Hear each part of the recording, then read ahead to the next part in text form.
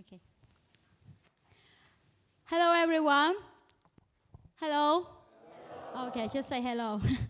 Welcome to our classroom today with the topic Artificial Intelligence, Key Recent Trend and Application. And before we enter the class, I would like to introduce to you some very VIP person today. First, I would like to introduce Miss Lý Thiên Trang, Director of International Education Exchange Center. And I would like to introduce Mr. Nguyễn Thời, Vice Director of International Education Exchange Center. And a very important person today, I would like to introduce from Middlesex University from UK. Your lecturer today will be Dr. David Windridge, Associate Professor in Computer Science, Middlesex University. And I will not let you wait for a long time. I will give the microphone to Dr. David. Thank you. Well, thank you very much indeed for this invitation today to speak to you as part of the very successful mechatronics collaboration that I believe has been running for nearly 2 years now.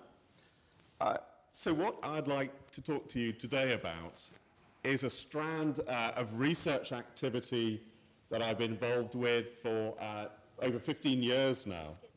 You have your microphone here. Thank you. Shall I begin again? Okay.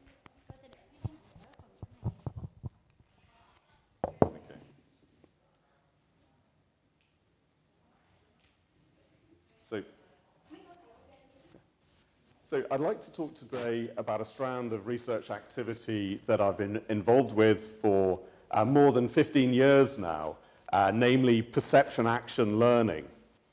And what I want to do today in these slides is to explain how perception action learning can be used for human-computer interfacing, or HCI. So, as an outline of the talk, what I will do in the first half is to set out what exactly this notion of perception action learning is, and explain its relationship to what I've termed cognitive bootstrapping. This is the process by which an artificial agent can come up with a new way of representing the world. And for the second part of the talk, I'll talk about human-computer interaction applications of perception action learning. So I'm going to do that in terms of two projects in particular, one of which was for using perception action learning for driver assistance systems. And the second project, which is currently active, is the EU-funded Dreams for Cars project that looks at the idea of dreaming in the context of perception action learning. So the idea is that we use dreaming very much in the way that biological agents use dreaming to improve their learning. So I'll start with a very general philosophical question. There's a concept in philosophy known as a brain in a vat. So imagine that you have a human brain that's grown up in a vat of chemicals that support it and keep it alive. It's never experienced the world except via a connection through its optic nerves to an external camera. And what's presented to this camera are scenes of the external world. And the idea in this thought experiment is to say, does this brain in a vat experience the world in the same way as we do? And what's in particular noticeable here is that this brain in a vat is inert. It doesn't act in any way, it just receives inputs. And increasingly, philosophers have come to the view that essentially the brain in a vat wouldn't represent the world in the same way that we would. And the reason for that is because right from the moment we're born, we're active agents in the world. So this straight away creates a problem for robotics and what might be called the traditional set of assumptions in cognitive science. So the idea in the traditional paradigm is that we first model the world, or an agent models the world. So it receives input through cameras or through eyes, and it forms a model of the world, and then it plans actions with respect to that model. However, there seem to be some problems here. The first thing to note is that the perceptual space, so the space of possible images that you can get from a camera, is very, very much larger than the space of possible actions that we can perform in the world. I mean, we've only got a few actions available to us. We can move various muscles. A robotic agent probably has even fewer actions available to it. But the amount of actions, the number of actions that are possible is much, much smaller than the number of perceptions that are possible. So perception action learning tries to turn this paradigm around completely. So instead of saying, well, actions come after perceptions, it says, suppose that actions precede perceptions. And a very relevant notion here is the idea of affordance. So affordances are how we represent the world in terms of the actions that we can perform within it. So to give an example of a cup of coffee, on one level, you perceive a cup of coffee as being a set of curves, a set of colors that impinge on your retina. But on another level, you perceive a cup of coffee as something that you can interact with. You see a handle and you see a container. You see that the container can hold liquids. So it seems that we have these different levels of perception. And the space of affordances is much smaller. It's a subspace of the space of possible actions. So how can we use this in practice? Well, in perception action learning, when you're using this for robotics or for artificial agents, the idea is that we only consider those perceptual states that are capable of distinguishing actions, agent actions. So this is a completely different paradigm to the sort of robotics that you may be familiar with. So on the left here, we have what might be called the traditional approach. And this is where you have the world and a layer of perception, which might be a camera in the case of a robot, or it might be LiDAR or something like that. And then you form a world model. So you learn a world model, and then you carry out actions that you can test in the world. So you can test that your world model is correct by carrying out appropriate actions in the world. In the perception action idea, on the other hand, the learning takes place between the world and the perception of the world. In other words, rather than learn a world model, we're learning perception, and because of the relationship between perceptions and actions, this is equivalent to learning about actions that you can perform in the world. So you can test ideas by going around this circuit. And straight away, the key thing to notice is that on the right, there is no world model at all. In a sense, the world has become its own model. And clearly, this is much more efficient. If you're not modeling the world, if you let the world be its own model, then you only need to worry about how your actions cause changing percepts. So a corollary of this is to imagine a completely cognitively autonomous perception action learner. In other words, an agent that is capable of coming up with its own way of representing the world, so that it could learn, it could do online learning and just keep learning over the course of its lifespan. And for this to occur, essentially the creation of novel percepts would have to occur in relation to the acquisition of novel actions.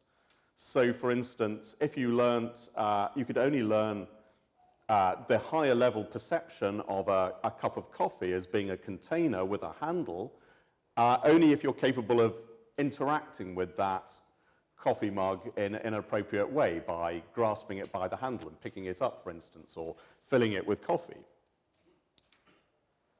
So this idea is called bootstrapping of the cognitive architecture, or cognitive bootstrapping. And this has a relationship to subsumption. And by subsumption, I mean the way one idea is contained within another, often in a hierarchical way. So the question is, how can an agent create its own representational framework? Not a model of the world, it's creating a way of seeing the world, if you like. And the key philosophical and a very deep philosophical question is, how could you test that framework? How could you make that framework falsifiable? How could you make it objective and empirical when it's a way of seeing? Well, there's a particular mechanism that it's possible to employ. So the idea is, you start with a set of a priori percepts. And what I mean by that is an initial set of percepts. So, say in a camera, these might just be camera pixels. So you're starting with some domain that you're given right at the beginning. And you're also given some motor capability, the ability to interact with the world, or to cause, say, something like muscle twitching, or if it's a robot, to activate a motor. And the idea is that the agent performs motor babbling. In other words, initially, it just fires its motors at random. And these bring about perceptual changes that you can see through the camera. So you activate a motor, it might cause a robot arm to move, or a drive to fire up, and it's causing a change in what's being seen through the camera in the perceptual domain. And the agent, if it's equipped with learning, say machine learning, can then form a generalized idea from those exploratory samples, the motor babbling. And this is exactly what we do when we're born. A baby twitches, it's motor babbling, it's just firing muscles at random just to see what the responses are. But we form a generalized set of actions. So in other words, we form a general model of what's possible in the domain. So in other words, we try to model what would happen for any given set of muscular twitches. What kind of perceptual transitions could we bring about?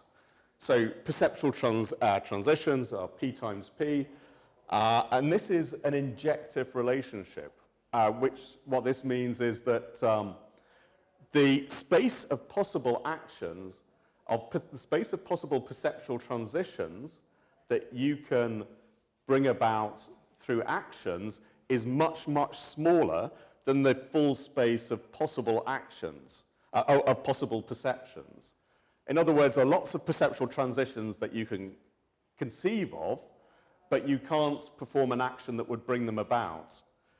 So this is always a much smaller, the set of actions, of generalized actions, instantiated by percepts or parameterized by percepts, is, in terms of their start point and their end point percept, is always much smaller than the total domain, or at least the total a priori domain of percepts.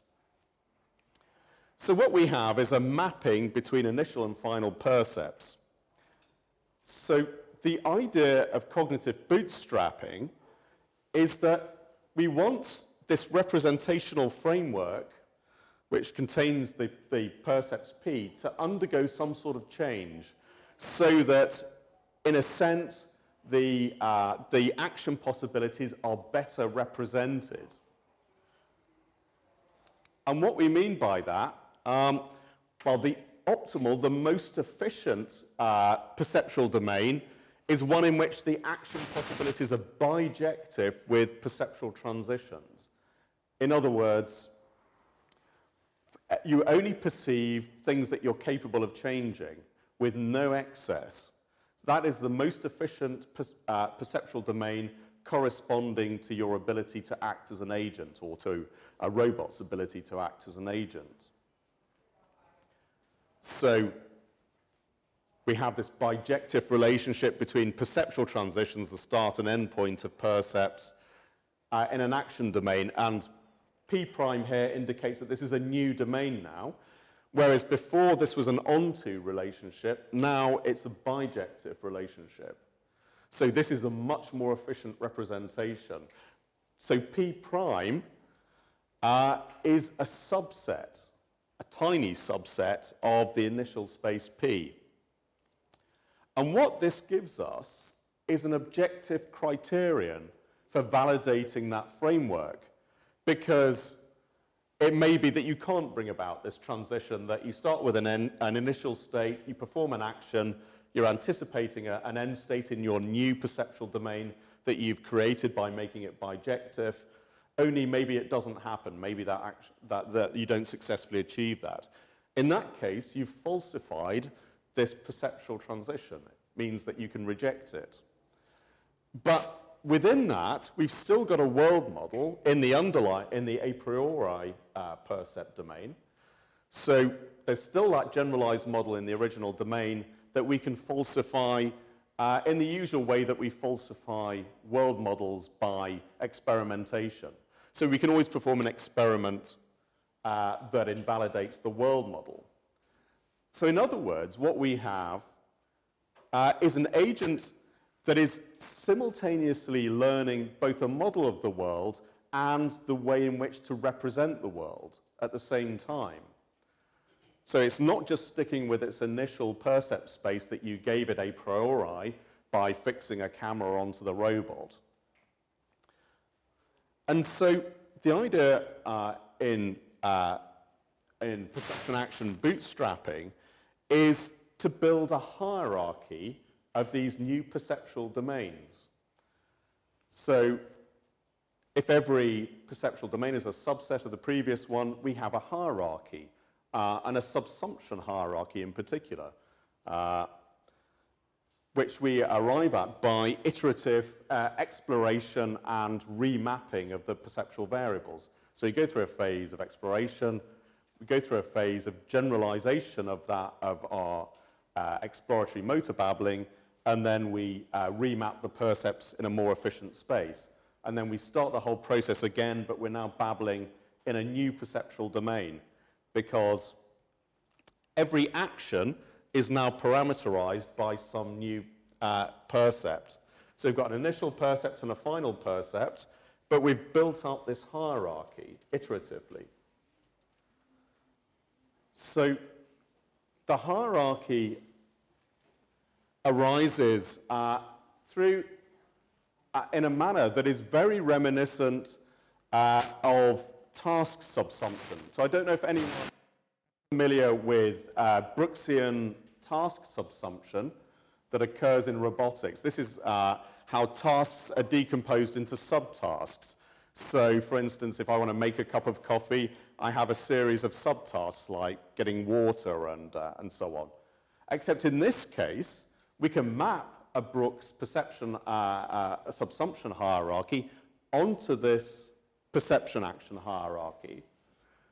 But here, each action is parameterized by a percept at the appropriate level of description. So lower down, for making a cup of tea, we might have percepts that are things like haptic contact of a robot's gripper arm with a cup. Whereas higher up, we have percepts like container or handle. Lower down, there may be intermediate percepts and actions like surfaces and how the agent interacts with surfaces. So this is a typical perception action hierarchy, and it's governed by this bijectivity constraint. And one thing to notice here is that as the agent is building up this hierarchy, it's progressively abstracting its symbol. It's progressively abstracting its domain, its representation of the world, in a way that is becoming increasingly symbolic. So at the high level, it's decomposing the world typically into things like objects. So for a cup of coffee, you might have a tap of hot water, and a cup might be the appropriate percepts. They're much more symbolic, whereas lower down, you have maybe much more stochastic descriptions of the world. And when an action is carried out, it's grounded through this hierarchy. So this is a form of symbol grounding. So you carry out an action. At the high level, you might have an imperative like make a cup of coffee, which gets decomposed into a series of subtasks. Like lower down here, it might be reach forward and close the robot arm until it closes on the handle of a cup. So very naturally, we've decomposed the tasks, and these tasks are being decomposed, are being grounded, acquiring more context as we go down the hierarchy. So what are we doing in order to do this perceptual reparameterization? Well, all we're doing is eliminating redundancy. We're parameterizing our affordances in the most efficient way. And to give you an example of the sort of compression that's possible, suppose you have an initial camera input. Now, even if this is just a binary camera with an n by n grid, then you've got 2 to the n by n possible percepts that the agent can perceive. But if, on the other hand, the agent acting in this world discovers that there are such things as objects, now objects are translationally invariant. They move and they keep their form. And because they keep their form under translation, this means that it's possible to massively compress the parameterizable description of this space. In other words, I can just decompose the world into a set of objects that just have centers, centroids, maybe orientations, just a few other parameters. But typically, when you represent the world as objects, or you parameterize your affordances of this world in terms of objects, it's very, very much more compact than when you represent it in terms of pixels, orders and orders of magnitude more compact. And that's typical at each stage of the hierarchy. You're eliminating redundancy and finding a more efficient way of parameterizing the possible actions. So, to give a concrete example of this, an early outing for this idea involved a shape sorter puzzle. So here we've got a robot arm with a camera, and it's in an environment where we have a child's shape sorter puzzle.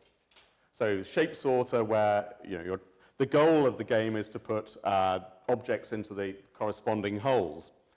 Only we've not told the robot what the goal of this game is at all.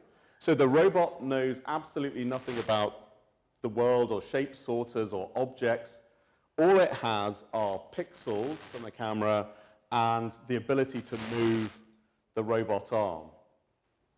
So the idea is, can we learn about this domain without ever telling it in advance that what a shape sorter is or what the goal of the environment is?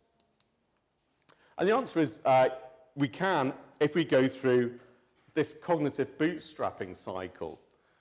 So in this case, you start with randomized exploratory activity. So this is carried out on the basis of the current representation of the world, the current perceptual level, so how high up this hierarchy you are. So the idea is you carry out exploration in the top level of this hierarchy. So if you've learned that objects exist, then you're carrying out random explorations in terms of objects. Pick up a random object, place it on a random surface. So we're motor babbling, in other words, carrying out randomized exploratory activity. So basically, after a few motor babbles in whatever is the current highest level of the hierarchy, we can then go through a stage of induction or learning about what the environment possibilities are. So here, in this case, we're using first-order logic induction. So in other words, we're trying to induce the logical rules that govern this domain. Now, perception action learning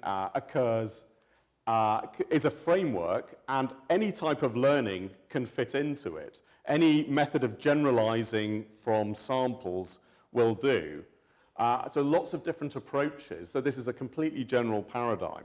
In this case, we're using first-order logic. We're trying to work out what the rules are that govern this domain. Now, initially, obviously, it's not going to have, if it's just twitching the motor arm of the robot at random, it's not going to discover very much about the environment. It's not going to discover the rules of the shape sorter. But what we discover quite early on are things like the fact that the motor arm can't go through the table. So you try to twitch the motor arm, it doesn't end up in the percept that we were expecting, so therefore we can deduce the existence of the table. So then we've got a table that we can explore. So in other words, we've got a two-dimensional surface that the robot arm can explore. But the key thing is that after every stage of generalization, after learning, there's a remapping phase where we remap the percepts to be as efficient as possible. So in other words, we try to make the actions bijective with the percepts. And in this case, again, this is a very general framework, the idea of perception action learning. So in this case, we can actually eliminate logical variables. And that's how we get the reparameterization. So we can keep going round this circuit. We keep iterating round the cycle. And what you find is that as you iterate around this sample, as you iterate over this cycle, you're getting your motor babbling in progressively more abstracted domains. So initially, we're representing the world in terms of pixels. Then we represent it in terms of objects. And then finally, shapes. And what this means is, so initially, the motor instruction is move from a random position in space to another random position in space. But by the end, or by the intermediate stage when we know about objects, the motor babbling is pick up a random object, place it onto a random surface. And when it's doing that, when you're picking up a random object and placing it on a random surface, pretty soon you start to discover that objects will go into any certain holes. So then we can induce a new level of the hierarchy that is concerned with actual shapes. So in other words, finally we get to a perceptual domain in which the randomized action is pick up a random object and place it in the corresponding hole. So there, it's parameterized just by the n objects. In other words, it's a one-dimensional set of parameters, or it's a one-dimensional parameter, whereas in the pixel domain, we've got, well, a size of a pixel grid to the, with a power of whatever we're using, grayscale or color. So we've enormously reduced the complexity of the domain. And the thing is, when you're watching this, when it's motor babbling initially in the motor space, you see the arm just twitching around at random. But as we're going up this hierarchy, and it's exploring in these higher level percept domains, we get to a point where, in the final stage, it's picking up a random object and placing it in the corresponding hole. And that means it's solving the shape sorter. So it's solving the shape sorter, but we've never actually told it that that's the goal of the environment. So it's complete in exactly the same way as a child would learn.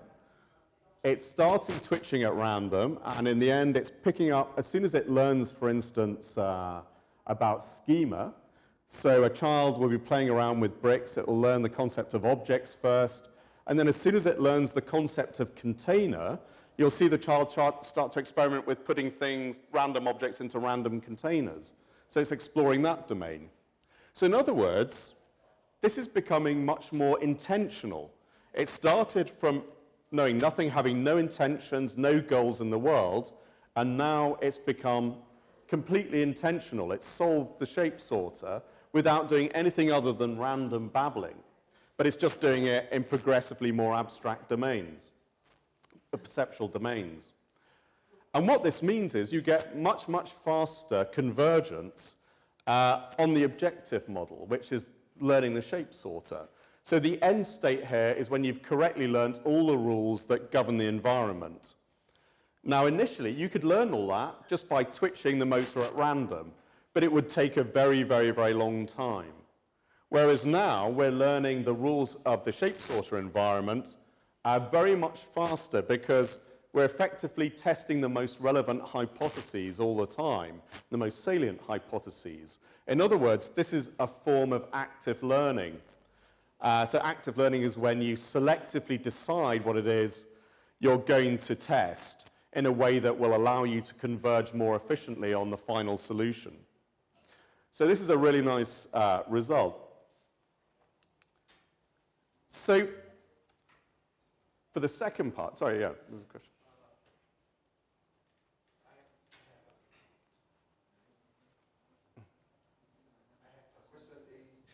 Can you tell me more about the definition of the active learn in the previous slide? Sure. So active learning is a concept in machine learning. It's when labeling is expensive. So suppose you want to train a machine learning system, I don't know, to recognize handwriting digits. Now, in that domain, you might want to start with a huge body of annotated images of handwritten digits. But then someone's got to go through laboriously and label these. But you might not need to label quite so many. Labeling is expensive. So it's much, much better if you can, when labeling is expensive, just decide which part of the problem you're going to focus on. So you choose the most confused hypotheses. You choose two machine learning hypotheses that you can't distinguish currently, or you're not too sure about. So this is normally near the boundary, near the decision boundary, where you've got a lot of uncertainty, and you focus on those points near the decision boundary to obtain a label. So rather than label an enormous set of handwritten digits, you only focus on those where you know that they're ambiguous, where you haven't got a good model. And this means that you can train enormously faster. Typically, you're learning exponentially faster. And so that's active learning in general. And this it turns out that cognitive bootstrapping is a particular form of active learning because, in effect, you're testing those hypotheses that are most relevant, most salient, just by the nature of just by babbling in a higher dimensional, in a higher level of the hierarchy. Okay.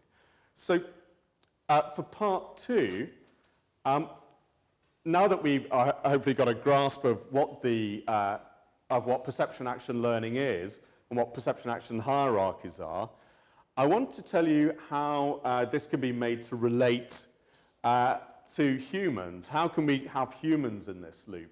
In other words, how can we do human-computer interfacing? Well, the first application domain for this was an EU-funded project, Diplex. And here, we already know a lot about this world. This is not like the shape sorter case where the robot is learning everything from scratch. Here, essentially, we know already that there are certain percepts that are significant. We know that signs are significant. We know that traffic lights are significant. We know also what the model of correct driving is. We have the highway code, and the highway code can be expressed in logical terms as a set of first-order logic propositions. So in collaboration with Eric Hocknagel at Sophia Antipolis, we came up with a hierarchical perception action model of human driving. So we looked at the human driving processes and came up with this subsumptive model, the Econ model.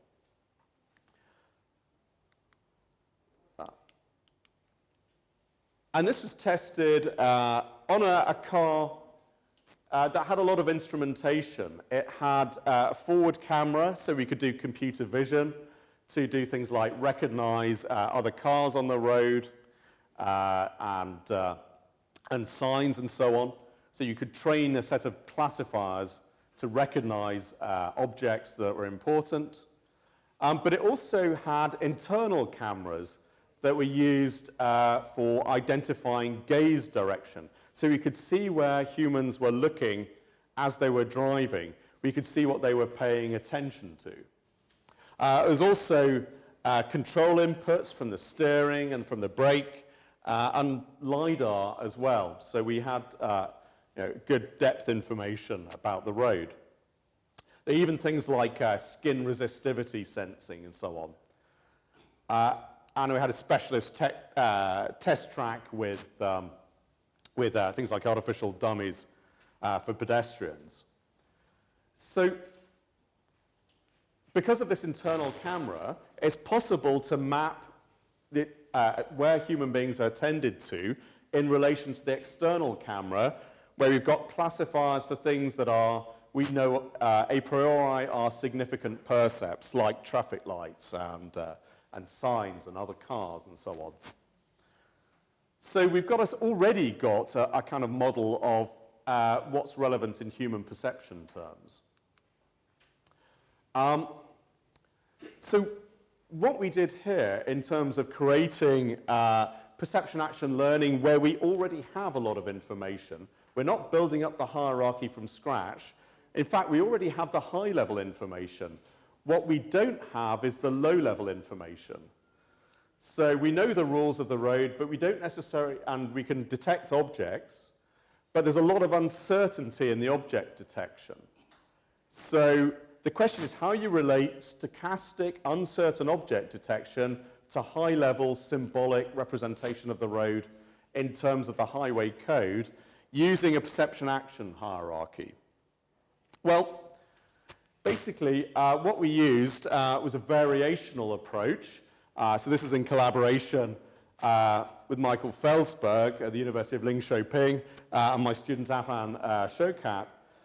And we're looking at how to unite this high-level part of the perception action hierarchy that we're given in advance with the low-level stochastic, messy representation of trajectories and so on. So variational methods, Euler-Lagrange methods, are used for optimizing trajectories, finding the most efficient way from A to B subject to some constraint. And what we have in this domain are a set of effectively very certain rules. We know what the rules of the road are. We know what laws we should be obeying when we're driving. But what we have that isn't certain is a set of predicates. So if we're representing this in logic, the rules are clauses expressed in first-order logic, and detector predication, and detections from the world are expressed in terms of predicates. So what we need to do then is combine this high-level symbolic reasoning with stochastic inputs. And for this, we use declarative fuzzy logic. I guess that many in mechatronics are familiar with fuzzy logic for control applications. Declarative fuzzy logic is when you want to be able to reason about hypotheticals. It's much, much more involved than the sort of control theory fuzzy logic that you might be more familiar with. And I'll just give you an idea of some of the complexities. So whereas in standard fuzzy logic, you have truth values that are represented between 0 and 1. So in standard Boolean logic, you have 0 is false, 1 is true. In fuzzy logic, you can have an intermediate value, which you can think of being like an uncertainty, although it's not actually the same thing as stochastic uncertainty. But fuzzy membership of sets. However, when you use declarative theorem proving, you get branching possibilities. So things can be simultaneously somewhat true and a lot true, for instance. And what this means is truth values are located not in a single real number between 0 and 1, they're located in the power set of closed intervals. So in other words, you've got a potentially infinite set of intervals between 0 and 1. It's a Borel set, in other words. So it's a very, very strange kind of truth value. It's completely unlike the sort of Boolean truth values of 0 and 1 that you're familiar with from computing. But we can still treat this in the same way as you would in standard control theory fuzzy logic. You can combine propositions. You can combine predicates using AND operators, conjunction operators, by using T-norms. So a T-norm is kind of a smooth variant of a truth table. So you have a Boolean truth table with inputs, 2 inputs and 1 output. And this is a smoothed version of it to deal with the real numbers in between. And we can still use T-norms and T-conorms, which are used for OR. We can still use these with Borel sets with a bit of care. So what this means is we can do fuzzy theorem proving. So we can do reasoning about the road. We can ask hypotheticals. What if there was a car there and a junction there and a traffic light set to green on the opposite side and a lorry comes across? And we can reason about that situation. But we can do it with fuzzy uncertainties. So in other words, we can have fuzziness on the predication. So in other words, you can say, what if there's a car approaching the lane and the second lane with 50% certainty and a traffic light is green with 80% certainty? So we can reason in a fuzzy way. So we implemented this as a 2-stage perception-action hierarchy. So at the bottom, we've got a grounding module that deals with trajectories. And on the top level, we have the logic system. So a logic program consists of a set of clauses, rules, and a set of predicates. So the predicates are assertions about the world, or axioms. The clauses are also axioms, but they embody the rules of the road. So in other words, what should happen, what can happen, what it's illegal to happen on the road. So that's where, so the combination of the configuration assertion about the world and the fuzzy and the logic programs embodying the highway code mean that you can then do all this reasoning about the world. And the key thing, the thing that makes this work, is we can actually treat this as a function. So rather than worrying about what's actually in the box, we don't need to worry about that at all. We're just introducing an additional internal state into this perception-action hierarchy. So rather than just perception-action outputs, we've just got that, but it's just got some internal state label, so acting like a memory. And then we can treat it as a function. So in other words, we can do predictions. We can make predictions as functions over internal states. So we can predict what's going to happen next on the road. So we use the logic to reason about what's going to happen, and we can make a guess ahead. That car might pull out into this lane as a reasoned possibility. So we have an internal state update function, V, that's a function of the disparity between prediction and actuality. So in other words, we've got a prediction at some particular time, and we've got something that actually occurs. That prediction may be wrong, and there's a measure of the distance between these predictions. And we've also got the internal state. So we update the internal state on the basis of the previous internal state, and the disparity between its own prediction of what's going to happen and what actually happened. So we don't need to worry too much about what's going on here mathematically, but basically what we have is a cost function. So this is just putting a cost on, this is the thing that we're trying to optimize. And it puts a cost, it makes a cost such that we're encouraging good prediction. We want good prediction, which is this part, and we want to penalize internal state changes. So we don't want the internal state to chop and change too much. Because in other words, what we want is a consistent logical picture of the world. So the detectors are firing at random, or not quite at random, hopefully less than random if they're classifiers. They're giving us some information, but it's not stable information that we're getting from the detectors. So we're penalizing instability. We're saying the internal state should try and remain the same as much as possible. So we're penalizing internal state changes and we're encouraging good prediction.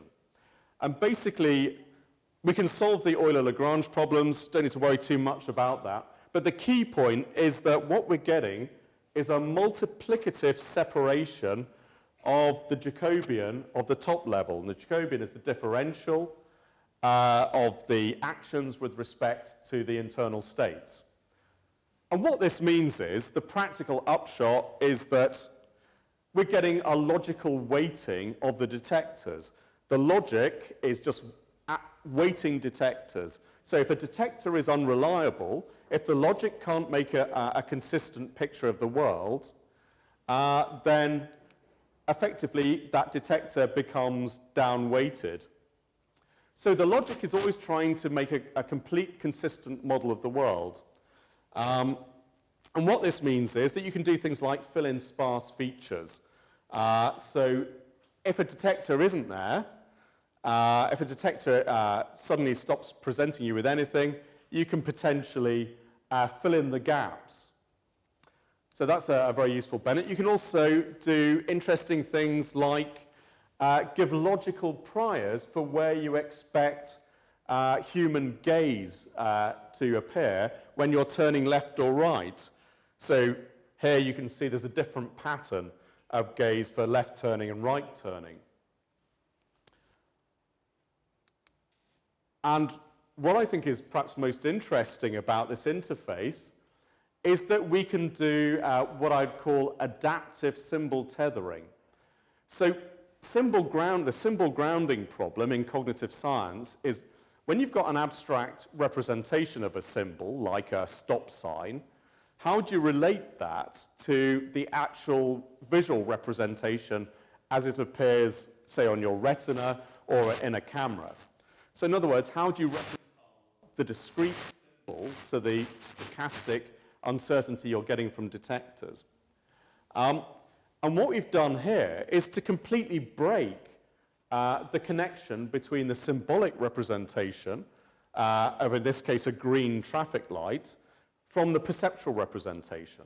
So in other words, we've got a perceptual representation of a green traffic light. There's a perceptual cluster that is a green traffic light, but we've not told it, the system, that that is a green traffic light.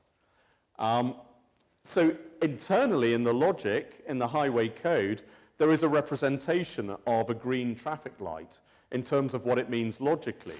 But that tells you absolutely nothing about what it means physically, what it physically looks like. The highway code representation of a give-way sign just tells you what you have to do when you're driving. It doesn't tell you what it looks like, or at least not the part of the highway code that we encoded. But here, just contextually, the car is driving around over time, and it's learning with increasing confidence to associate. So remember, this is there's a fuzzy value associating this perceptual cluster with a green traffic light as represented in the logic. And it's progressively associating this cluster with the semantic representation of a green traffic light with increasing confidence over time. The fuzzy uncertainty becomes very high. And in fact, provided that you have a certain critical number of correctly grounded symbols, you can even you can try and fool the system. In this case, we actually flipped the perceptual representation of a give-way sign and a stop sign with the semantic representation. So in other words, a priori, it's told that that the logical relationship, that a give-way sign as represented in logic is tied to a stop sign as represented in the classifiers. So in other words, we've completely flipped the semantic association with the actual visual appearance. And what happens is, after a period of time, this suddenly becomes untenable, and the mapping completely flips over.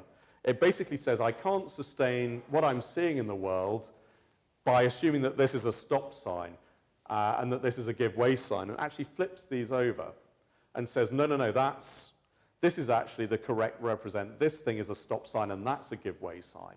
So it can completely correct itself. So this is adaptive symbol tethering.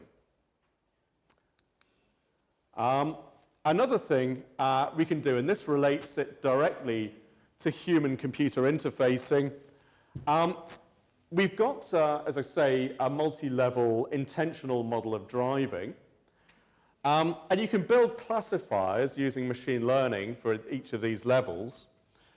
You can also decide what logically should be the case for a particular situation on the basis of reasoning. And basically, this model of perception-action hierarchies allows us to combine the two together, and it gives us a much more robust idea of what the actual intentional tree that human beings are operating is taking place. We get a better prediction of human intention. So in other words, this is where the driver assistance, the human-computer interfacing comes in. I can also do nice things like clean up false positives in detectors. Here was a pedestrian detector that was state-of-the-art at the time, creates lots of false positives. When you apply fuzzy reasoning to it to build up a consistent picture, it cleans up effectively the detections, modifies the detector, so that, in fact, you're getting a much stronger set of detections, much better set of classifications. So for the last phase, I'll move towards a project that is currently active now. This is an EU-funded project, a Horizon 2020 funded project called Dreams for Cars. And the idea here is that we take this idea that was developed, so we've firstly worked out what a perception-action hierarchy is, then we worked out how we can use it for human-computer interfacing, and in Dreams for Cars, we want to build autonomous vehicles that are capable of learning offline and applying that knowledge online by a mechanism that is almost exactly identical to human dreaming. So how does dreaming fit into the idea of perception-action hierarchies? Well, basically, what we had when we were bootstrapping a perception-action hierarchy is that we were building up this subsumptive hierarchy for instantiating actions. So in other words, it was factorizing our experience into different parts. So it factorizes making a cup of coffee into boiling water and to filling water in the cup and so on. So that allows it to undergo exploration in the world. So you build up the hierarchy and then you explore in the world by firing at the top of this hierarchy a set of grounded intentions or a set of babbles that become intentional as they're grounded through the hierarchy. So normally, as in the first case for Gospel, this was the agent was acting in the world. What happens when we detach it from the world? So here we've learned the perception-action hierarchy from interacting with the world. Now we're detaching it. We can still do motor babbling. We can still fire impulses at the top of this hierarchy. They will ground down throughout the hierarchy. Except now they're not performing actions in the world. It's disconnected from the world. So what we have at the end, because there's an action perception equivalence, what we have is a set of percepts. In other words, what the system is doing is hallucinating a new world on the basis of its hierarchy. So in the absence of a world, motor babbling is just creating a completely new world, hallucinating a completely new scenario. So whereas the car may have experienced, say, a lorry passing it at a junction, and it may have experienced a pedestrian crossing in front of it, it may never have experienced those things together. But if we're hallucinating a new scenario, if we're babbling, we may be able to put those two together. And the reason we want to do that is because it can potentially improve learning of the system. So even though it's disconnected from the world, it can still train itself. So in this case, it can hallucinate random scenarios, random road configurations, and compute trajectories of avoidance, for instance. And it can do this without any, just by combining different aspects of its experience through the hierarchy. It can potentially learn about situations it's never experienced and plan strategies to deal with those in a completely offline way. And this is exactly what we're doing when we're dreaming. A dream is just, and in fact, when we dream, it's exactly the same process as when we interact with the world normally, except that our muscles are paralyzed. Our brain is injected with a paralyzing agent, so we're really experiencing and acting the world as we would normally, but we can't actually act out because our muscles are paralyzed. And when that goes wrong, we sleepwalk. We actually do start interacting with the world. So we're simulating human dreaming. And this is, there's a very, although this idea of perception-action hierarchy was developed before deep learning and machine learning, it has strong parallels. And in particular, if any of you have looked at classification using convolutional neural networks, these are deep neuronal layers that are used for classification. And they embody, just implicitly, some of the ideas that we've been talking about. And you may have heard of inceptionism in this context. So perhaps you've seen Google Deep Dream images. I don't know if people have seen Google Deep Dream images. So this is where you take a classifier that's been trained to recognize objects in the world, cats, dogs, trees. And you've got this system that's very good at recognizing those different object classes. And you can feed it any scene, and it will correctly identify cats, what's a cat, what's a dog, what's a building, what's a tree, etc. But it turns out that you can also run this backwards as well. So you can put in any inputs you like and feed it up, see what the classifier thinks might be there, and then you can feed it back down so that you're pulling the inputs closer towards what you think it's seeing. And you get these very, very bizarre images where whatever input image you put in, it starts to hallucinate things like cats and dogs in that image. And you can Google this online. There's some very nice examples. And it's exactly like hallucination occurs under the influence of drugs, for instance. But there's a difference between the sort of dreaming that we're proposing and inceptionism of the type that you might have seen with Google Deep Dream.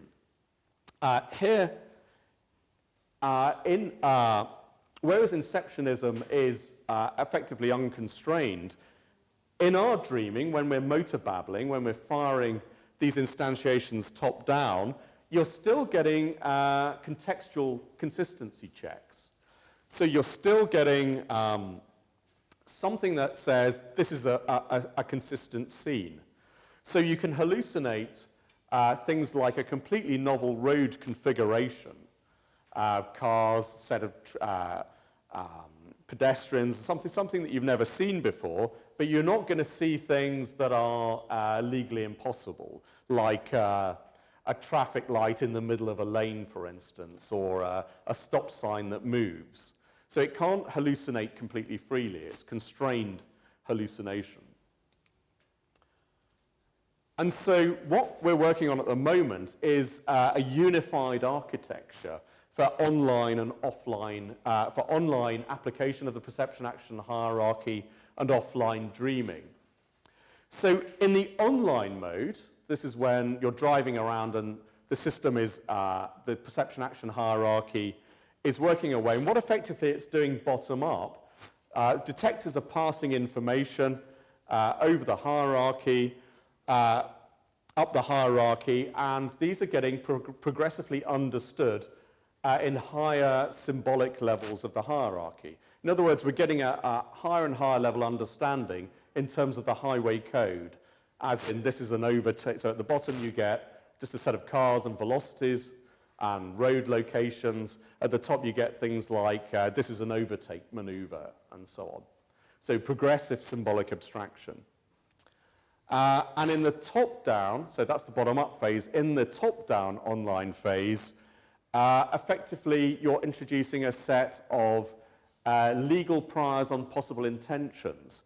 So the system will work out a set of, naturally work out a set of legal intentions that are then fed down into an action selection model being developed by our colleagues at Sheffield.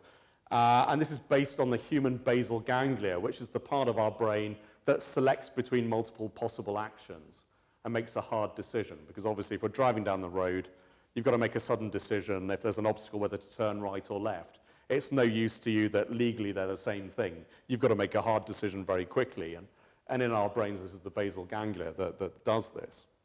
So that's the online. So the online mode has a bottom-up semantic annotation aspect and a top-down legal biasing of the action priors over the consistent action sets.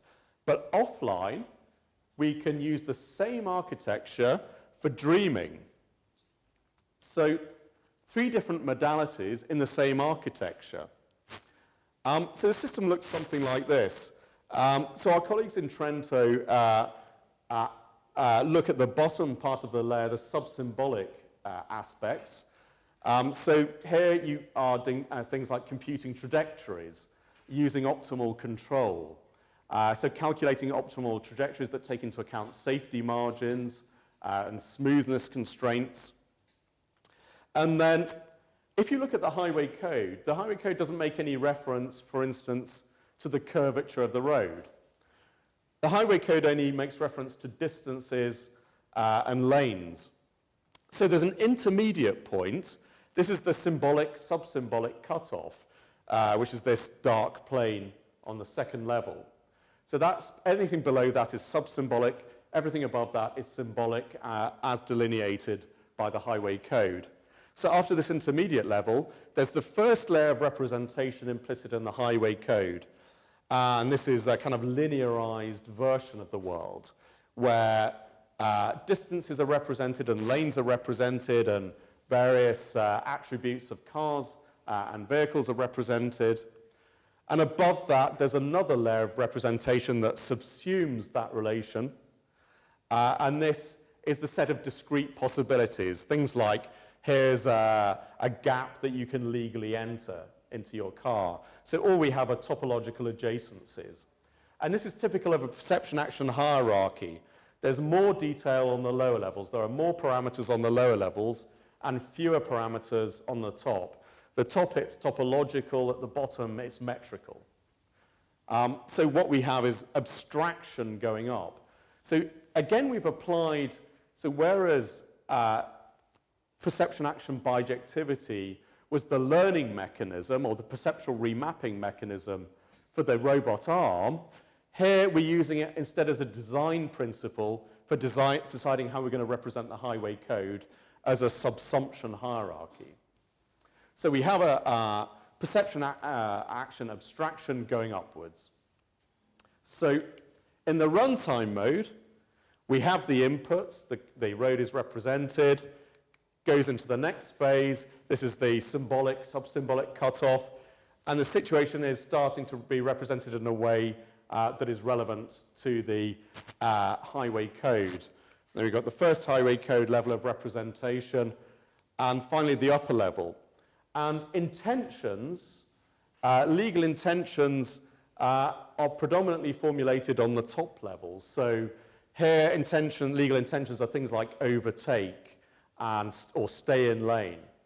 On the lower level, there are things, you've got a metric. So overtaking involves closing the gap to within a certain number of meters, for instance, based on your stopping distance.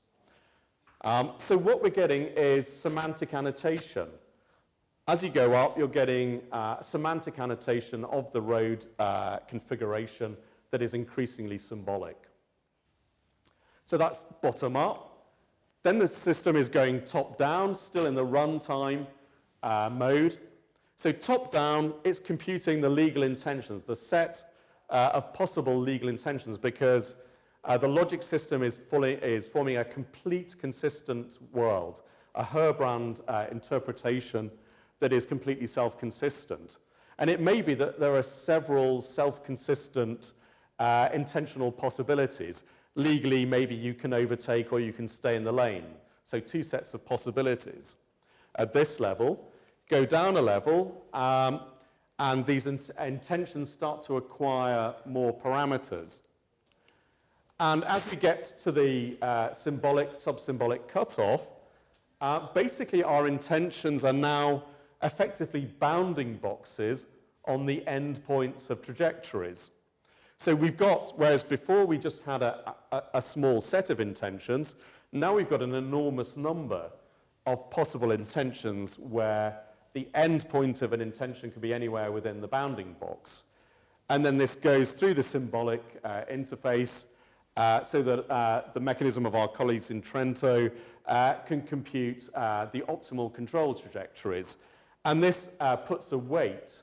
So whereas legally there's no way of distinguishing between anything in these bounding boxes as a trajectory endpoint, when you factor in things like minimal jerk and safety, you can start to distinguish between different patches within these bounding boxes. So now you've got an enormous number of possible intentions with different weightings on them.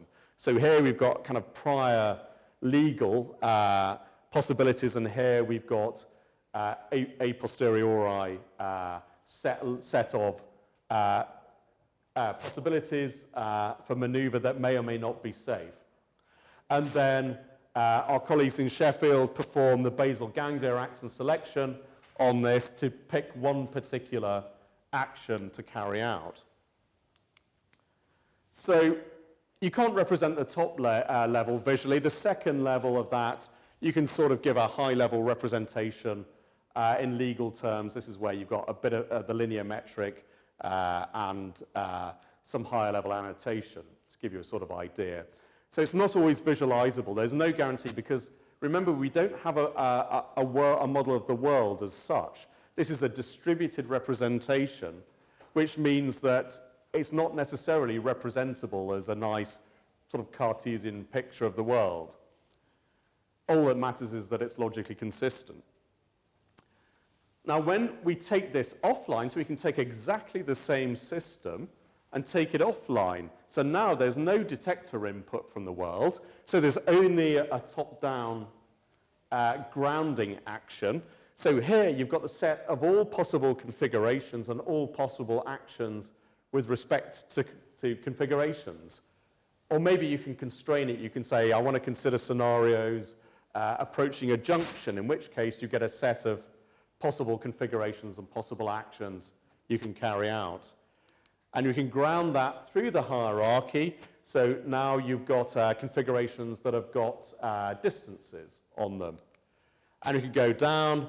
They get more and more detail until finally you've got a set of actual trajectories, or you've got very finely detailed worlds in which you've got road curvature, in which you've got velocities, and it's starting to resemble the actual world in terms of its stochasticity. And this can also be fed into a simulator, which is part of the project.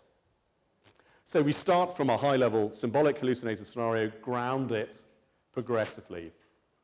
And very finally, just to bring it to an end, I've talked about the relationship between these perception-action hierarchies and deep learning. And in fact, the perception-action hierarchy idea anticipated a lot of what's going on currently in deep learning research. So here we've got if we want to neuronalize, so potentially we can convert our perception-action hierarchy into a deep network. So straight away you've got the issue of how you convert logic into neurons. Fortunately, that turns out to be relatively straightforward. There's a fundamental theorem of Holdobler and Kalinka that any logic program can be, any propositional logic program can be represented as a three-layer network. And equivalently, any three-layer network can be represented as a logical program. So it's a dual theorem. When you consider first-order logic, which is the sort of logic that we need to reason about hypotheticals, so first-order logic has quantifiers for all and exists, so existential and universal quantifiers, which allows you to say things like, for all x, y is the case, or there exists an x such that y is the case. And we get a more complex structure that in order to represent efficiently, you actually have to represent as a deep network. So straight away here, just by embodying the logic, you get a structure, a deep network that drops out automatically.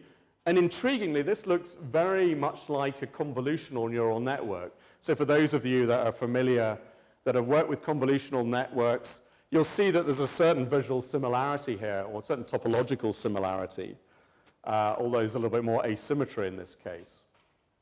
The advantage in this case is, though, if you trained a convolutional neural network for driver assistance systems, potentially it could, I mean, for instance, if you, say, looked at a lot of driving images and ran a CNN with appropriate labeling, it might, on a higher level of the hierarchy, learn rules or something like logical rules, and on a lower level of the hierarchy, we'll be doing computer vision, effectively a set of filters that will allow it to detect objects. But it's all mixed up because it's not an efficient network. Here, we've got a maximally efficient network. And what this means is that the nodes are interpretable. So whereas a given node in a convolutional neural network, in a deep network, isn't going to be interpretable, here every node has a meaning. So with that sort of view of what we're doing at the moment in the future, we're also looking at generative adversarial networks in this context. I'll just conclude about what we've learned. So essentially, we've learned about perception action subsumption and how we can represent the world without a world model, in effect, through progressively abstracted affordances. And this gives us really nice things for free, like we can mirror agent. So when you see an agent, you understand how they're interacting with the world. So you can understand another agent's intentionality. This is known as neuronal mirroring. And it's been widely assumed that this is built into humans, that were genetically selected for it. But actually, it drops out for free from a perception-action hierarchy. And we've also discovered that when you build up one of these networks through motor babbling in progressively higher levels of the hierarchy, that it becomes more intentional. We went from a motor arm at random to a motor arm that solved the shape sorter without ever being told that that was what it should do in this environment. Secondly, we learned that you can apply this to existing knowledge bases where you already know something about the important perceptions and actions. So in a driving scenario, you know that signs are important, perceptions, you know that lights are important, and so on. So we can build a model for classifying things like human driver intentionality, but it would work for any kind of intentionality at all. We've shown top-down semantic association. We could even break the connection between visual visual representations and semantic associations, and it could relearn them. It could relearn those symbols. So we can also fill in sparse input, come up with contextual priors and so on. And finally, I gave you a glimpse of where we're going with this in terms of the Dreams for Cars project, where we can utilize a mechanism very much like human dreaming in order to allow the system to learn and retrain itself offline by hallucinating new configurations and firing its own learning. So with that, I think I'll conclude there, and we can open this up to a wider discussion about the points raised. So thank you very much indeed.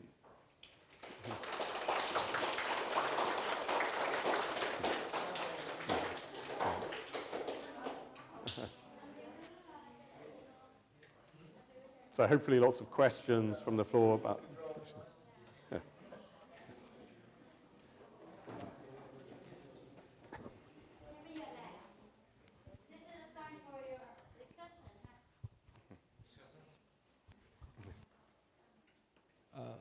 I think you are very lucky to have a very expert in this. I really enjoy your presentation. Thank you. Yes, and this is very good. I don't know you can catch up or not, but for me, very enjoyable. Yeah, excellent. I like it. You mix between the fuzzy logic and library and etc. to control and apply in the robotic or the visualization applications. Exactly, because this is a framework. Yes. Perception action learning is a broad framework, and what you actually use for the learning, or the mechanism itself, can be more or less anything. Fuzzy logic deduction, or neuronal inference, literally anything that's capable of generalization. Your models are very wonderful. Your framework is very wonderful. I just have a little questions about your. Why did you need to use the library? It's not quite new. For frequent pattern, why you need to apply library in this framework? You can use maybe another frequent pattern to hierarchy model, right? You apply library. Why you need to use that model? Yeah, so it's the difference between, I guess, a flat model and the advantage of a deep model. Well, straight away, I'd say if you look at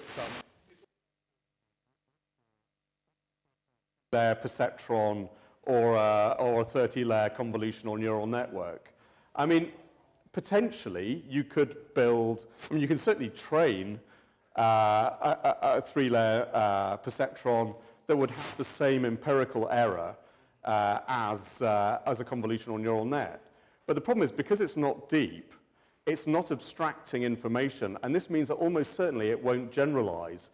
It might represent the data you feed it very, very well, but because it's not forming a generalized model, because it's not abstracting the knowledge where it can, it's almost certain to overfit when presented with new data. So there are several advantages to hierarchies. Firstly, efficiency. It's the maximally efficient way. I mean, if there's, then really your system should reflect that depth. But subsumption allows you to generalize very, very efficiently. So as soon as you reduce parameters, so it's Occam's razor. You're using the fewest parameters possible to have the most explanation. You're not multiplying entities beyond necessity, which is the guiding principle in scientific hypothesis making. So this is concretely what you use fewer neurons, and they generalize because of that much, much better, because they obey Occam's razor when you build things in a hierarchy. But it's a very interesting point. Yes. Could you please tell us about the hardware? The hardware, because it's a very strong computer, I guess so. GPU maybe? Well, yeah. Could you please share with us? Absolutely. I mean, the answer is it depends entirely on the mechanism. When the learning mechanism was first-order logic induction, That's a kind of classic depth-first search problem. So actually, it doesn't parallelize at all well. So GPUs are very, very good at very fast parallel computation. But when we were doing first-order logic induction, which is a depth-first search, you don't get any benefit at all from parallelization. So in that case, you actually do need a lot of computing power. It's a very, very hard problem, first-order logic induction.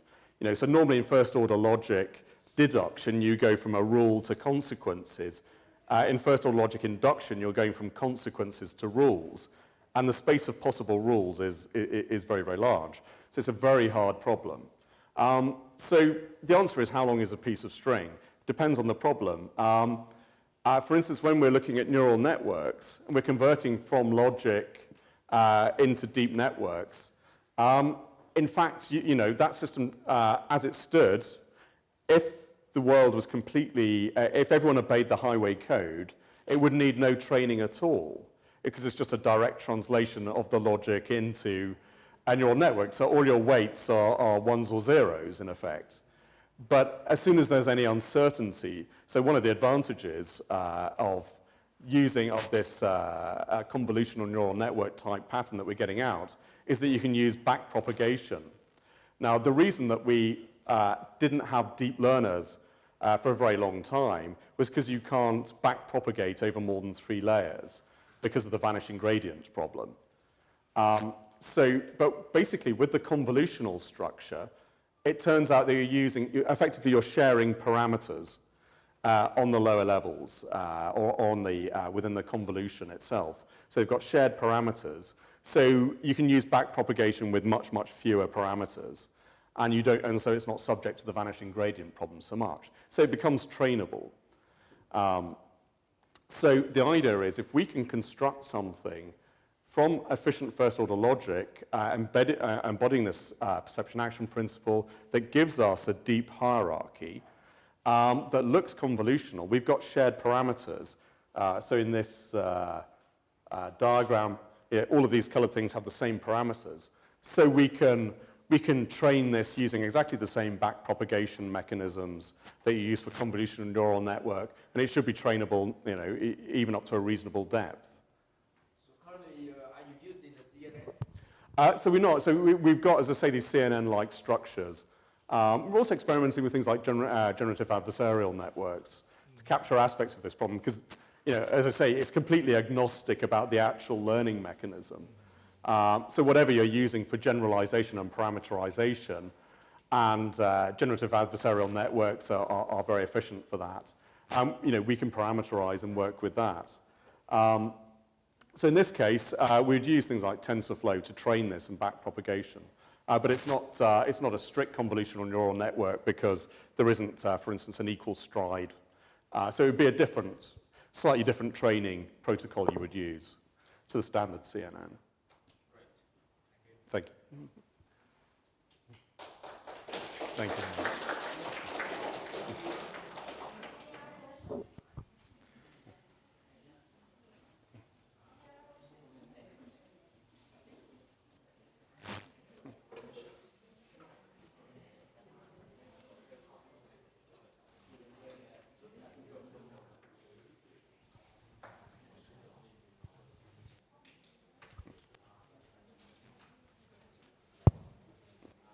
I have questions.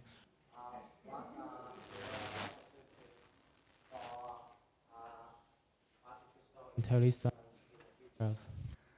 Well, I mean, I'm running a data science course, and at the moment, I would say data scientists are going to be enormously in demand in the future. I mean, for instance, companies generate data. They generate lots of different kinds of data about their consumers and so on, and they need people to use artificial intelligence, machine learning, to be able to sort through that, to be able to do things like make recommender systems so that a consumer can be pointed at products that will be of most interest to them. Also, people want data scientists just to be able to look at company data and mine out trends and patterns to maybe suggest new products or new consumer lines and so on. So it's been a key thing that's happened really in the last few years is that data scientist is now a recognized job. And the core skill within data science is machine learning. So I would say if you get on top of machine learning, because of course machine learners are replacing humans in the sense that, you know, if someone is doing something that involves learning, they're being trained, then in principle, it's replaceable by machine learning. So if you can build machine learners, you're one step removed from that danger of redundancy. So I'd say, you know, it gives you a certain amount of job security as well as being enormously in demand. And that demand, you know, we're seeing it pretty much double year on year. You know, it's really rising exponentially. So, you know, I would say this is a core skill for anyone technical. You really shouldn't get through university without some understanding of machine learning. Yes. Thank for your information.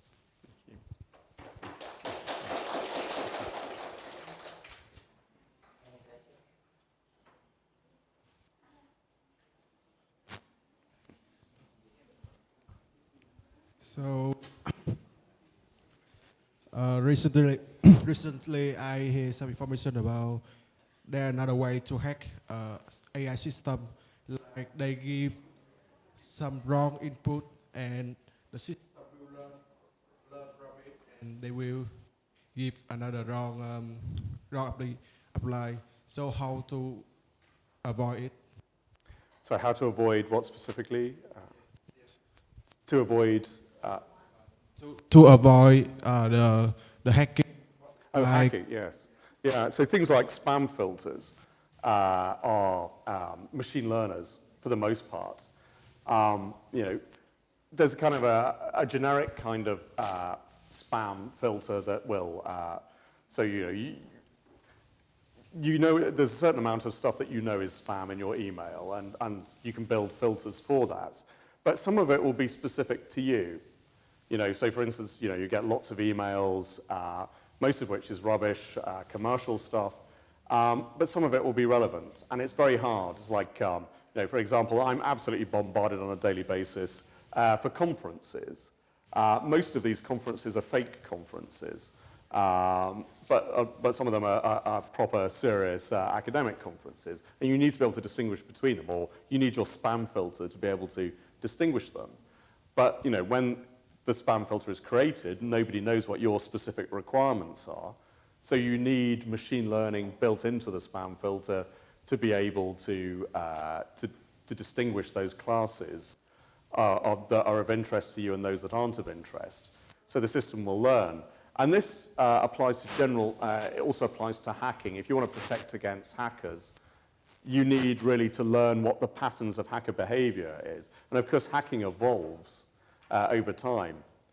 Unless the question is specifically about hacking of machine learning systems. So this is known as a poisoning attack.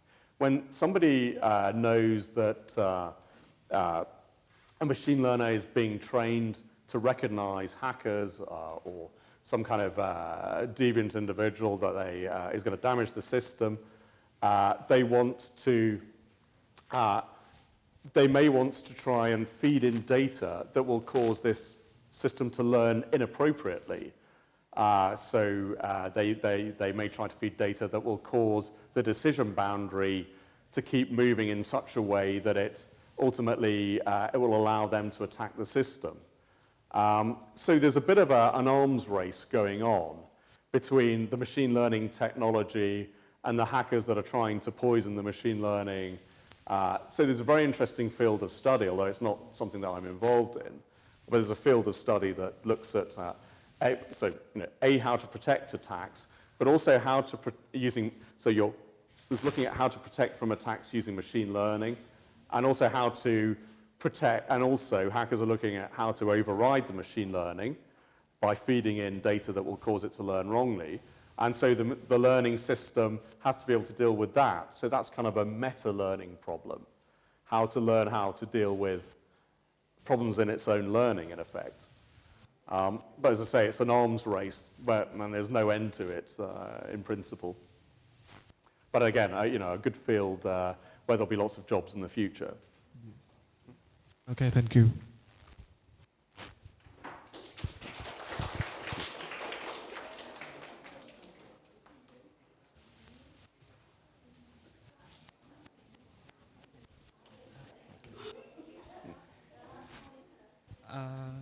Good afternoon. I have questions for you. Do you think that PA architects have suitable in practical design solutions which are both cost-effective and innovative? Well, I certainly think so. Hopefully, I've given a few examples of that. I mean, driver assistance systems. So this is, something that is, deployable straight away. So we have Fiat as one of our collaboration partners, and they're actively taking up these insights and putting them in their vehicles. So yes, absolutely. I think, now that we've got a bridge, so hopefully I've convinced you that perception action learning, hierarchical perception action learning, is a very effective way of bridging between human intentionality and machine learning. Then any system with humans in the loop will work very well with these kinds of architectures. So, it's not merely driving. There could be, for instance, smart environments would be a possibility for the future where this could be rolled out. So I think also it'd be cost effective in the sense that because it's built on the basis of efficiency, and because you can build in prior knowledge, it's not like you have to train the system from scratch. So in this case, you've got hierarchies that are maximally efficient at doing their job because they embody Occam's razor, as you've seen.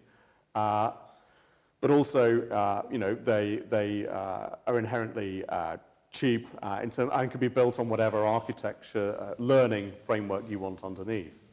So, yes, I think there's no real issue with rolling this out into the real world, and I would argue that it's actually the most efficient way to represent human intentions. You could build classifiers to represent human intentions individually, but it would lack, without the hierarchical structuring, there wouldn't be an efficient interrelationship between the possible learned intentions. So, it would be prone to mistakes, you would need more data, and therefore it would cost more to create and to train. Thank you so much.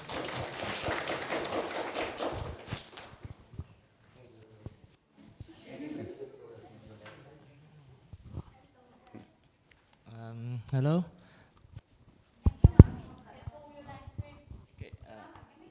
Okay. So you have mentioned about the job security is the consequence of the involvement of the AI in this century. So, what do you think? What do you think about our human being role in this century of the AI? So it's yes, the question of what will happen to humanity is, of course, a very, very deep one. I mean, if we can build learning systems that are as efficient as humans, this is obviously a matter of ethical concern. So I suppose we're a long way from what might be called artificial general intelligence. So this is systems that will learn like a human. So at the moment, we're tending to train systems for specific problems. But we as humans, once we've learned a few core sets of skills, we can then go on and do a whole range of other things and motivate ourselves. And in fact, this is one of the motivations for perception action learning, is to mimic this process of online learning so the system can keep going and motivating itself and learning new things and transferring its learning. So will it reach a point, people call this the point of singularity, when machines can build machines and they're more intelligent than we are? And yes, I think ultimately, not yet, and not for maybe a few decades, but there will come a point where there will be a threat, and I think we have to create an appropriate space for ourselves as humans within that. And this will be the job of ethicists and politicians to work out exactly where that boundary should be.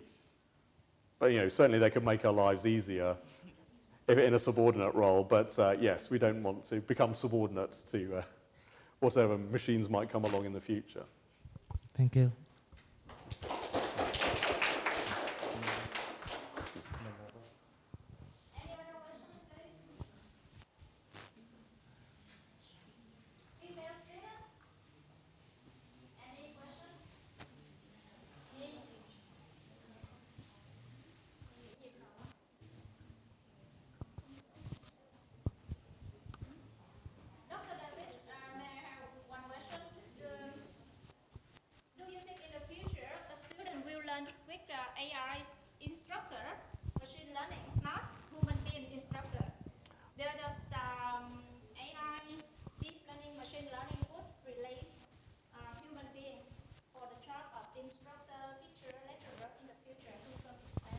This is a very, very interesting question. And in fact, I've thought about this in the context of perception action learning, because when we teach people, we have a very intuitive sense of where their learning is in the hierarchy. Like if we're helping a child to learn about the world, you know, we don't, if we see that they're having problems with the idea of container, they play around with bricks and maybe they just move them around, but they don't necessarily know that, that objects can be put in containers. And we intuit where they are in their perception action hierarchy, and we intuit when we're teaching them, and we actively teach the next level up. So we would then teach the child that, well, look, you can put objects in another. And we keep going. I think this is our model of learning. There's also a very interesting question about systems that can train or learn together. So you could potentially have two bootstrapping systems that are building up these perception action hierarchies that are together in the same environment. And they can achieve jobs much more efficiently together. And they can communicate. When we communicate, we almost always communicate at the highest level of our hierarchy.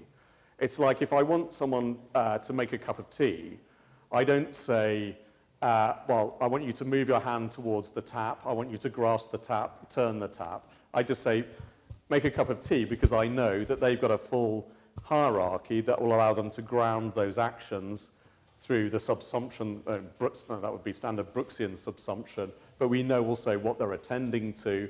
So we know that we can very efficiently, because these hierarchies are abstract and symbolic at the top, the most efficient possible communication is to communicate at the top of the hierarchy and allow the other person's hierarchy to ground that. So we don't tell someone the specifics of how they need to move their hand to make a cup of tea. We just say, knowing that they will be able to ground that themselves, make a cup of tea. So again, the efficiency constraint allows these two agents potentially to talk to each other.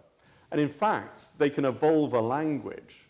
So there's a famous experiment in cognitive science, or cognitive systems, talking heads experiment, where you've got two learning systems with cameras, and they essentially they're given a grid with shapes and colors on it, and they're given certain concepts like top half, bottom half, red, blue, and so on. And basically, in that kind of concept space, one agent will pick a random object or concept and give it a name.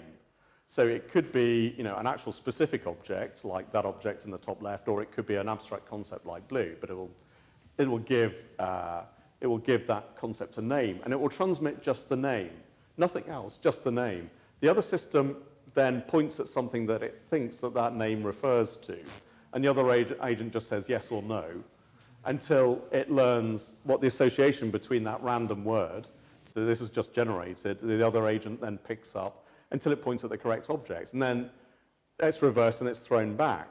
And basically what these two agents will do is evolve a language together in which they are looking at the same objects. And the nice thing is they're also eliminating redundancies in the domain. So a very natural extension, and one that I'd love to be able to implement in perception action terms, is to have two perception action learning agents perform this talking heads experiment. So now the communication will be occurring on the top level of the hierarchy, and these agents will be evolving a language together that would be an incredibly efficient language in terms of how to interact with the world. So it would be very much like a Wittgenstein game. So Wittgenstein was a philosopher in which he envisaged word meanings as being in terms of a physical game and interaction. So you exchange a word token, you expect the agent to perform an action on the basis of it. So you could perform a Wittgenstein word game using the talking heads experiment with perception action learners, and I think that would be really interesting in terms of examining the evolution of language. I think it would tell us something about, you know, how languages evolve in humans. So yeah, it's very interesting in deep water, and it opens... Thank you the possibilities.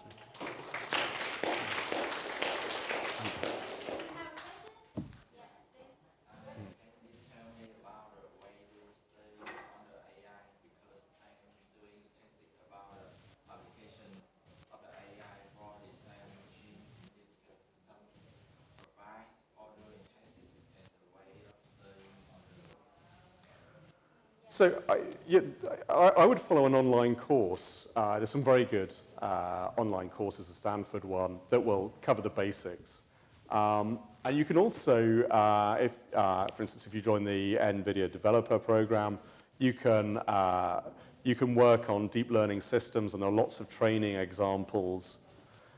So you can get both, there are courses that will take you, and very good quality courses that will take you through all the basics that you need to know, and also allow you to try your own experimentation if you've got a reasonably powerful computer. So in the first instance, I would look to those online sources.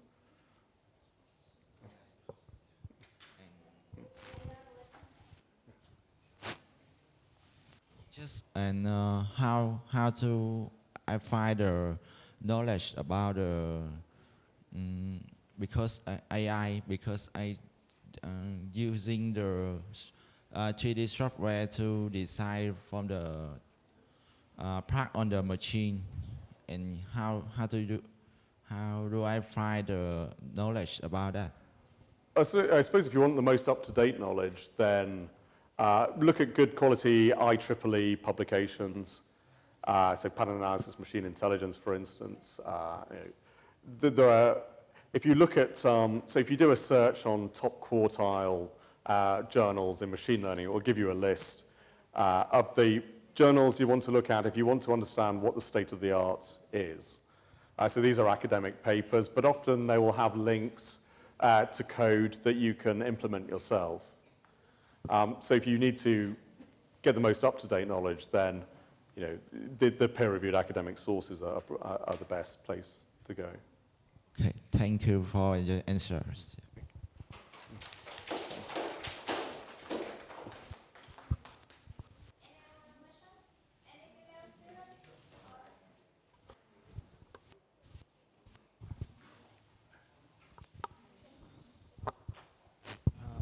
I have a question that a condition of people and the machine is the same process, analyze system, or it's just imagination of human to set up that system to run a process of technology. So I'm not quite sure I gathered the question. Question is the condition of people and the machine is the same analyze system, or each imagination of people.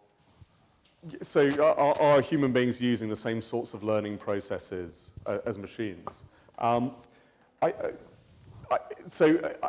until quite recently, the answer would have been no. I mean, machine learning was essentially, a concrete engineering problem trying to find the most general classifier. And that needn't have any particular relationship to the way human beings learn. But since deep learning came along, I think that's really changed. To the extent that now when we're doing machine learning and solving machine learning problems, we're actually learning something about how humans learn. So in other words, we can kind of do cognitive science at the same time as we're doing machine learning. I mean, one example of that was, it's been known for a long time, people have been mapping in neuroscience, in cognitive science, visual processing in the human brain, which goes from several stages from our retina. And we knew about certain patterns of filters that existed in the kind of V1 centers of the brain that acted to do things like edge detection with images that hit the retina. And the particular pattern that these filters adopted was something like a Gabor filter. And what these filters have common is that they're orthonormal. If you multiply them together, then you get 0. They're at right angles to each other, which means that effectively you're representing images very, very efficiently. And people assume that that came about through evolution, that our DNA was telling brain cells how to form so that they most efficiently represented the input stream coming from our eyes. But the odd thing is, when we first discovered convolutional neural networks and started training them on very large object databases, and then started looking at the lower levels, we found exactly this same pattern of filter on the lower levels. In other words, this had dropped out just from the learning process. So it wasn't a specific pattern that had been designed or built in. And this, I think, is something that we're learning in general about human learning when we're looking at deep networks. We're learning that a lot of the things that we thought, like mirror neurons, like Gabor filters, that we thought were being programmed into our DNA so that the cells are divided in such a way as to give us those when we're born. In fact, these are most likely coming about through learning processes. In other words, there's just some optimization function in our brain, and all of these things are dropping out. So I think this is the answer to your question, that there's a very strong correlation now, I think, between the way machines are learning and the way humans are learning. And, of course, this makes it much easier to contemplate humans in the loop of learning when you have, for instance, in a driver assistance system, where you want the car to take over certain parts of driving, but not all of it. And it depends on the context. Some of the time, you might want the car just to hold the speed for you. Other times you might want it to execute a lane change maneuver. Other times you'll want to rest back control yourself, and the system has to understand how human beings fit into this. So now that we've got learning mechanisms that are very similar in humans as they are in machines, and I think particularly this perception-action hierarchy idea helps to bridge the two in a way that means that we can have mirroring between machines and human and a convergent learning evolution for sort of hybrid systems with humans in the loop. So yes, we're learning a lot about humans now just from doing machine learning. This is why I'm interested in so many interdisciplinary areas of cognitive science and psychology as well.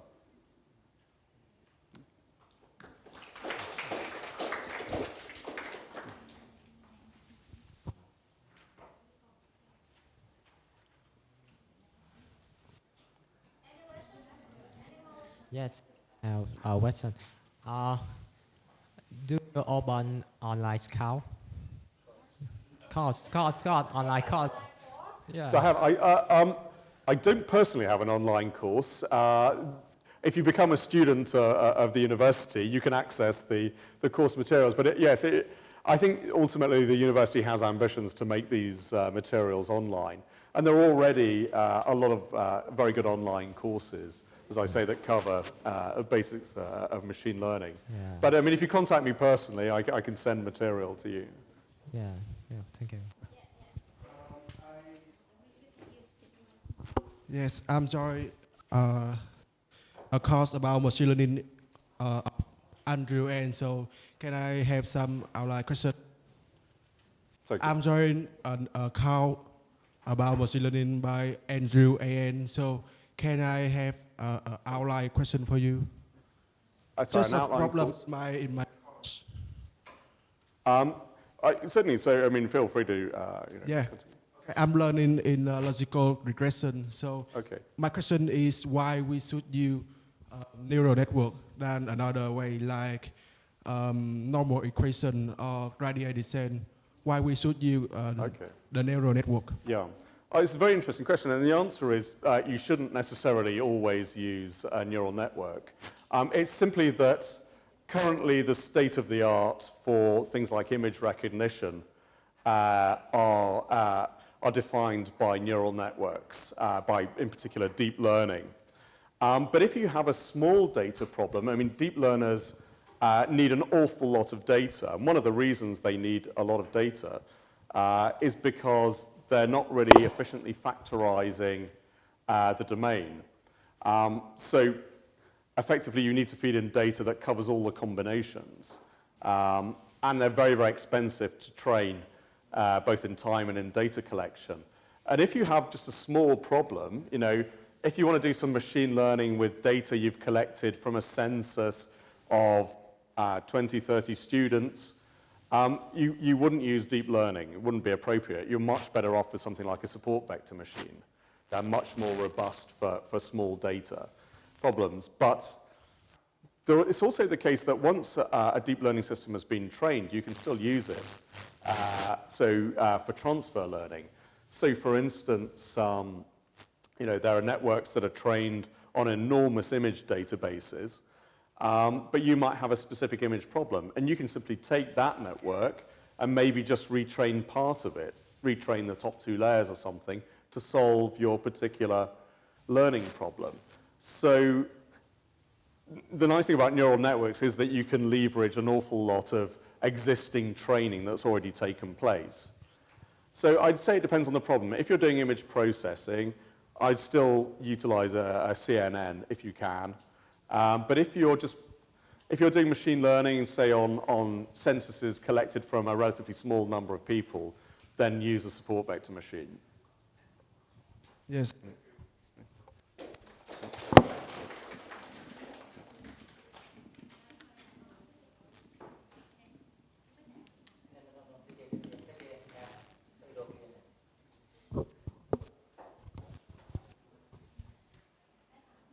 Good afternoon. I have a question for you. If an expert invented a machine, after a long time, the machine learned by itself. Maybe in one day, is it more intelligent than the person who created? Well, yes. It is. Well, this is the central question. In fact, we discussed this earlier. I mean, what happens? So this is known as the point of singularity, the point of machines become more intelligent than ourselves and can potentially build other machines that are more intelligent. And as I say, I think we've got a little bit of time before that happens, so a few good decades left. But yes, there is. I mean, the key question is, would you give such machines access to critical infrastructure? And for instance, there are ethical debates about drones and whether they can use automatic targeting. So, you know, it's the case that some kinds of computer vision are better than humans at spotting, at highlighting certain patterns. So the ethical question then becomes, is it more or less ethical to have drones in a warfare situation if the machine is more accurate than the human? And at the moment, the view, and my view correctly, is that only human beings can make decisions like that. We should never allow machines to make fundamental decisions about human life that we're not involved with. I think that's got to be the fundamental rule. But it's very good, very big question. Thank you.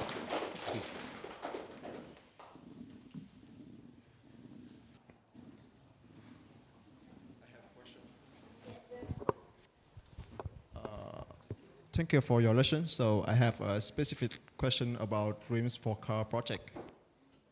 As you know, it's not only avoid the situation which happened in the past, but also avoid the unexperienced situation. So we don't have the in the past. We can collect enough data, and how can we generate enough data for the testing purpose? Well, exactly. This, in fact, is the major motivation for the Dream Cars project, precisely because you can't really connect enough data. I mean, the average, a safe human driver can drive 1 million miles without a fatal accident. And in order to train a system that you can prove can drive 1 million miles, in 1 million miles, you'll encounter almost every kind of road situation there is. So even, even Google can't collect that amount of data just by driving around. But what we can do is simulate data, and in particular in dream cars we can hallucinate possible configurations. So we can take a little bit of learning and reconfigure it to effectively create a lot of learning. So what we're doing is making the training data go much, much further. So we hopefully can get to that point where you can guarantee safety and make guarantees of safety. The other key point is, because we've got logic in the system, you can do things like formal verification.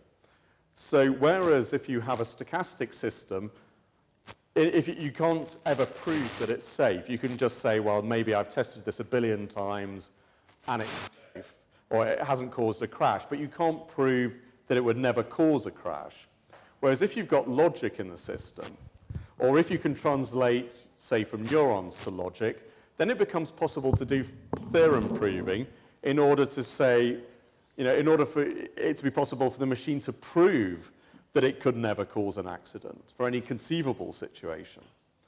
So I think logic is enormously empowering, and these questions that you ask are actually completely the central motivation behind the Dreams for Cars project.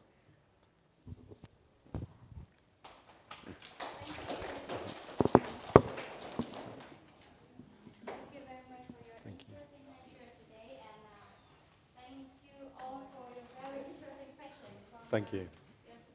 Yes. Thank you. Excellent. Excellent, yes. Maybe the your lecturer have online course now? Yes. Okay, you can ask him for login and he gives some more, get more knowledge about artificial intelligence. Thank you very much for today. Maybe we don't have more time. Maybe we don't have more time now because he needs to go to the airport. So this is the time to say goodbye with your lecturers, and maybe we would like to have a group photo with your lecturers. Okay. Okay. Yeah. Yes, sorry, I'm forget. because it's my yeah. Because all of this my presence. Yeah. Okay. You can choose the good student today to present the gift.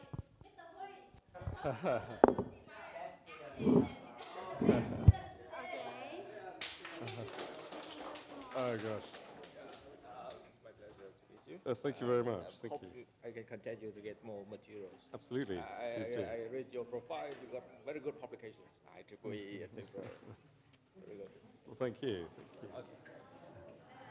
Hopefully, I take photo with Professor David. Please. Thank you. Thank you.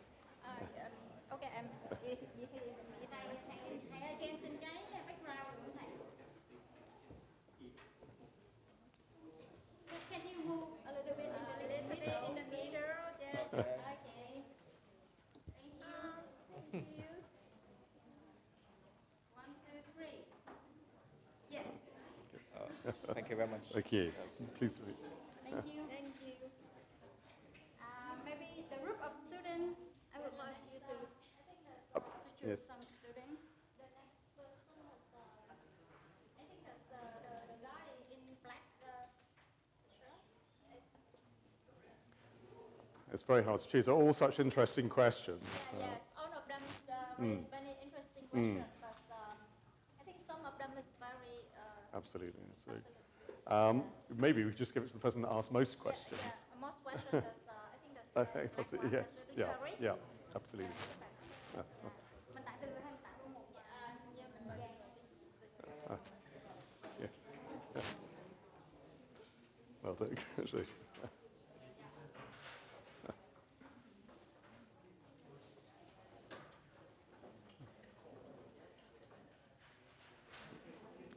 Thank you. Well done. Okay, Mr. Thời, you want to choose someone? Maybe they are two students who have two time to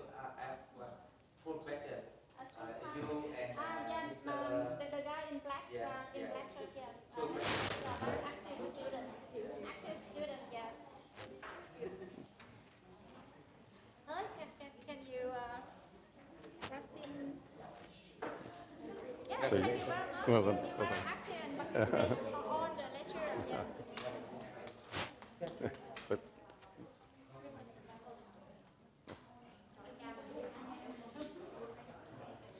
So, thank you. And who will give two questions for today? The next one. The next one is Two questions. yeah. I think that's the boy inside. The boy, yeah, correct. So yeah, the next one is what are you studying? Information technology. Oh, IT, information technology of faculty of high quality training. Okay, thank you for joining. It's the thumbnail for she. Thanks. This is my lesson. So, Okay, thank you. We have the last USB and another question. The last, I think that's we should go to one the student here. Yeah. Please. Can you say something? Can you introduce yourself? What are you studying? Say something about yourself. oops. Nice to meet you. I'm Ed. I studying business management or business administration Okay. in Sunderland University. Oh, right. Yes. Yes. So, I once studied at Durham, which is close to Sunderland. It's quite cold there. Okay. You can step back and make a group photo. Yeah.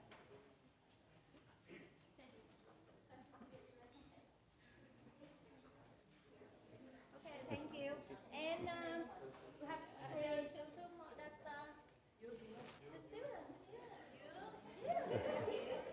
Rồi có hai bạn em kia là nói rất là tốt luôn.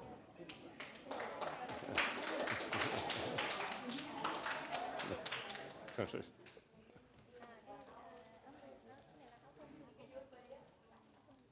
Bạn này có rồi. Đây cái này. Dương, em đứng đây giữa chứ đi. Shake hand với thầy cái. Yes, that's rồi thầy. Congratulations. Thank you very much.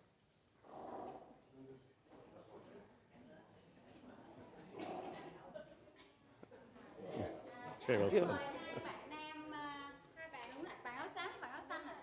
Xanh xám đi chung. Bạn áo thun nữa. Bạn áo thun giữa. Cao Trọng Tuấn em. Trọng Tuấn. Áo trắng. Áo trắng. Tuấn đã được gọi tên. Trời ơi, bạn Well done. vỗ tay luôn.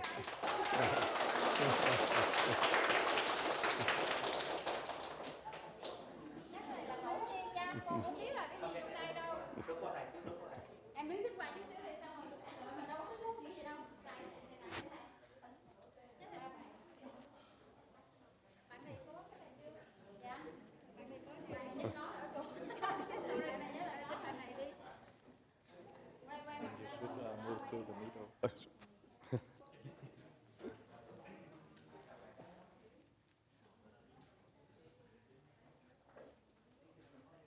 Rồi, chắc là mời tất cả các bạn lên chụp tấm hình với thầy nha. Okay, that's it. Các bạn nam, chắc là ngồi đây còn ngồi đi dưới nha. Do you have to go to the airport now? Pretty soon, yes. Actually, what time? I should keep a track on the time. Okay, for the moment.